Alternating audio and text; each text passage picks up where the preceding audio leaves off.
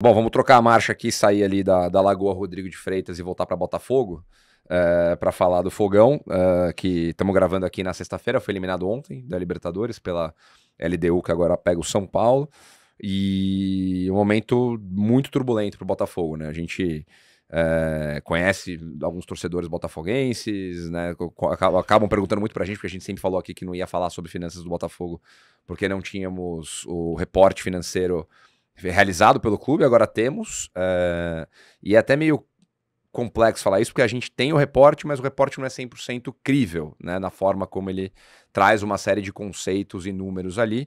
Claro que, né, a gente tem que trabalhar com os números que estão lá, que traz uma receita estimada no passado de 700 milhões de reais, traz uma série de números novos que ninguém tinha conhecimento sobre endividamento, e eles vêm à tona, todos esses números, no momento em que tem uma disputa societária acontecendo no bastidor entre o John Textor e os demais acionistas da Eagle, que cria toda uma crise de governança e gestão que invariavelmente vai afetar o futuro do Botafogo. Hoje a gente tem uma disputa judicial em andamento, né? Um lado falando A, o outro lado falando B. É difícil saber qual que vai ser o desfecho disso, mas acho que, né, a gente estava falando antes de começar a gravar aqui, agora que o Botafogo foi eliminado da principal competição, ou de uma das principais competições no ano aí, muito possivelmente se fale mais sobre isso, porque o bicho tá pegando, né, entre Eagle e John Textor. Com certeza, Pedrão. E assim, eu acho que a gente precisa até voltar um pouquinho no tempo para a gente entender que dentro do MCO da Eagle, tudo andava bem até a aquisição do Lyon. Por quê? O John Textor, quando ele tinha o Molenbeek, tinha o Botafogo, era muito crível que ele conseguisse, através dos seus flagships, né, que a gente chama que são os clubes de referência, ter uma certa sustentabilidade aqui no Botafogo. Primeiro porque o câmbio lhe favorecia, segundo que o trabalho que foi feito administrativo foi muito competente. Basta lembrar que o Botafogo hoje tem um dos melhores scouts do Brasil. Sim. É um clube muito bem administrado, um clube que soube maximizar suas receitas. Então o Botafogo estava muito bem sustentável. E esse é um ponto importante que até o Fábio Melo destacou aqui quando ele bateu o papo com a gente, de separar o que é a gestão do Botafogo SAF do que é o acionista do Botafogo Exatamente. SAF. Né? E aí começa justamente quando o Textor ele quer comprar o Lyon, e aí ele faz... O pessoal fala muito de situação piramidal, eu acho que não é isso, Sim. né? É uma alavancagem. É quando você quer comprar aquele carro e aí você vai comprar, exemplo, uma Ferrari seminova, você pega um mega empréstimo no banco, dá como garantia a sua casa, né? No caso era o Botafogo, e aí a partir disso você descobre que a Ferrari tem uma série de problemas que ela vai ter que ir para a oficina, você vai ter que consertar, e o Lyon estava nessa situação. O Lyon já vinha de um endividamento, o Lyon precisava de um aporte, um fluxo de caixa que talvez o Textor não tivesse pelo momento do empréstimo que ele teve que pegar justamente para comprar o Lyon. E aí começa o grande problema, né, Pedrão? E na questão do Lyon, deixa eu só fazer um complemento, a negociação do Lyon ela tem um perfil diferente das negociações de SAF que a gente viu aqui, porque é uma negociação secundária. Então o dinheiro que o Textor colocou no Lyon foi para comprar de alguém, né? Então o antigo acionista fez o cash out, ele tirou o dinheiro do clube, o dinheiro foi para ele. Exatamente. Então o Textor ainda tinha dificuldade. Comprei, gastei aqui acho que 400 milhões de euros na época para comprar. E ainda tenho que cuidar do caixa desse negócio. Então é um peso dobrado. Literalmente assim, o custo vai ficando muito alto. E aí, com base nisso, o que o Textor começa a fazer? Ele começa a olhar para todos os clubes que compunham o MCO da Eagle e ele começa a tentar equilibrar justamente onde eu tenho água e onde está pegando fogo.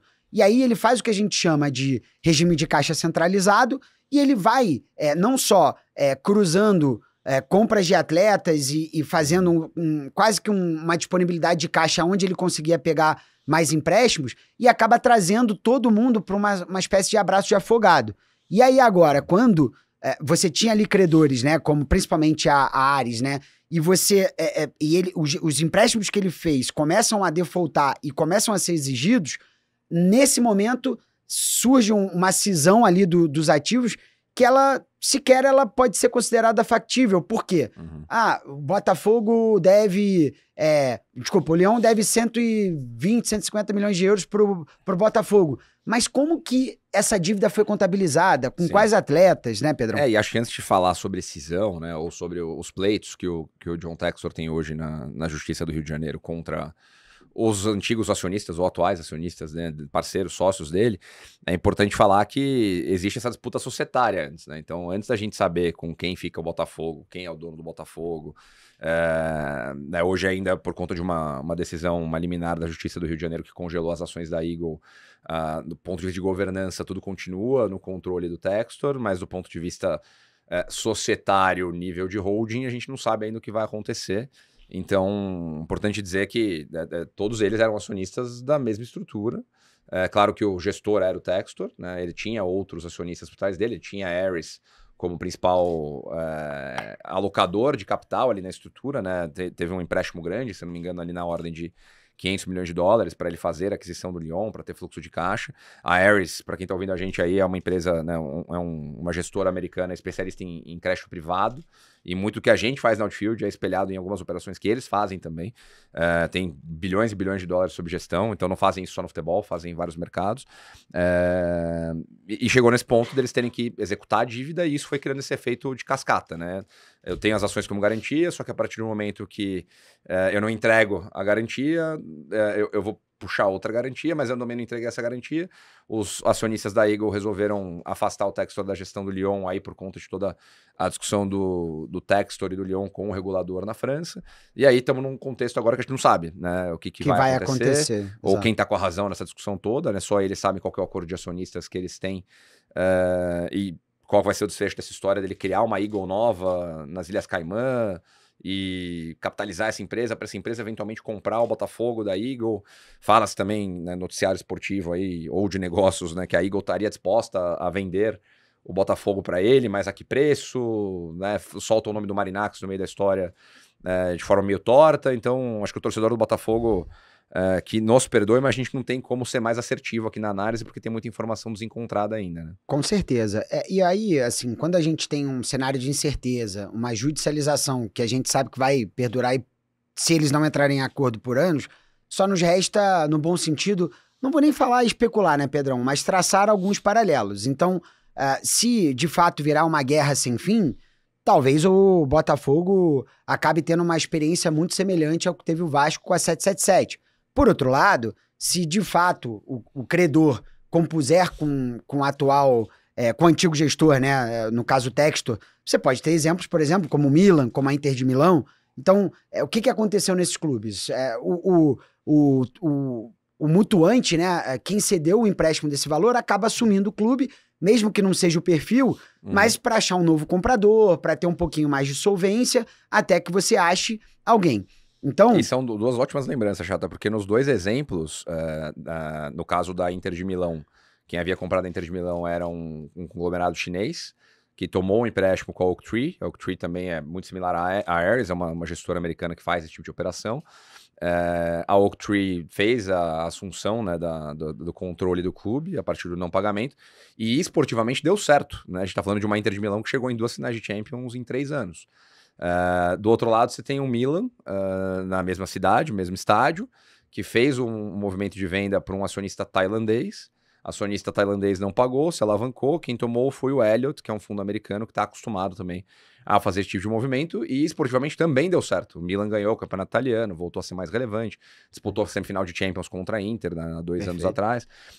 Então, pode ser que ainda que o Textor não esteja mais no Botafogo, um novo gestor consiga ter um caminho parecido com o que o Elliott no Milan e a Oaktree na Inter de Milão conseguiram executar. Claro que é desafiador, mas nem tudo, né, é ruim nessa história. Claro, e a própria Inter de Milão, quando ela faz essa transição de acionistas, ela mantém todo o seu corpo diretivo. Então, assim, quando o Marotta fica no Inter, é como se o Tyro ficasse no Botafogo, por exemplo, né? Então, eu acho que é muito legal... Primeiro, né, a gente entender que antes até de uma composição societária, para fins de transparência, você não deveria ter só o balanço do Botafogo, você teria que olhar o balanço da holding, para entender... Ainda mais quando é o regime de caixa único. Né? Exatamente. Então, vamos lá, um regime da holding auditado, né, para que a gente olhasse tudo e fizesse uma espécie ali, no jargão popular, o famoso encontro de contas. E aí, assim, depois disso tudo, a gente entender como que o Botafogo poderia ser menos lesado possível. Porque é claro que a gente quer um Botafogo competitivo, até como está sendo esse ano de novo. Sim, Perfeito, cara. E aí tem um último asterisco dessa história aí, que é um asterisco preocupante, que é o que cria essa preocupação do torcedor. Até estava falando sobre isso hoje de manhã com o pessoal lá no escritório, né? Cria essa preocupação sobre a sustentabilidade financeira do Botafogo para frente. O próprio posicionamento, de certa forma, alarmista do Textor na ação que está tramitando no TJ do Rio de Janeiro, quando ele fala que o Botafogo está à beira de um colapso financeiro, né? A gente estava lendo, a petição é pública, né? Todo mundo pode ler. Ele coloca expressamente lá, né? Estamos sob risco de um colapso financeiro com expectativa não, a gente tem uma obrigação de dívida de compras. Lembra que a gente falou muito aqui do contas a pagar, né? O clube compra o jogador a prazo. Perfeito. Esse contas a pagar, ele entra para o endividamento do clube, por mais que, né, ainda não tenha se materializado uma dívida, mas é um compromisso futuro. No caso do Botafogo, esse compromisso futuro está em R$1 bilhão pelos próximos 4 anos, de compras que ele já fez. Então são jogadores aí, o Danilo, o Arthur, né, outros caras o próprio Jair, que já veio, já foi, né, tá nessa lista também. Então ele tem R$1 bilhão para pagar em jogadores que ele já comprou, que estão aí no elenco, que ele já vendeu, e com um contexto, e é isso que ele fala na petição lá pro TJ do Rio, né, com um contexto que o meu acionista não quer mais alocar dinheiro aqui no caixa, como é que eu vou fazer para manter o clube? Né? Se o dinheiro não vier, como é que eu vou honrar essa dívida de R$1 bilhão? Então, vamos ter muito mais discussões aqui sobre essa situação, porque ela é bem difícil de ser destrinchada, caso eles não entrem num acordo, como o Chatak falou. E aí... Uma coisa é certo, né? Com a eliminação na Libertadores, esse tema vai esquentar ainda muito mais, né, Pedrão? Uhum.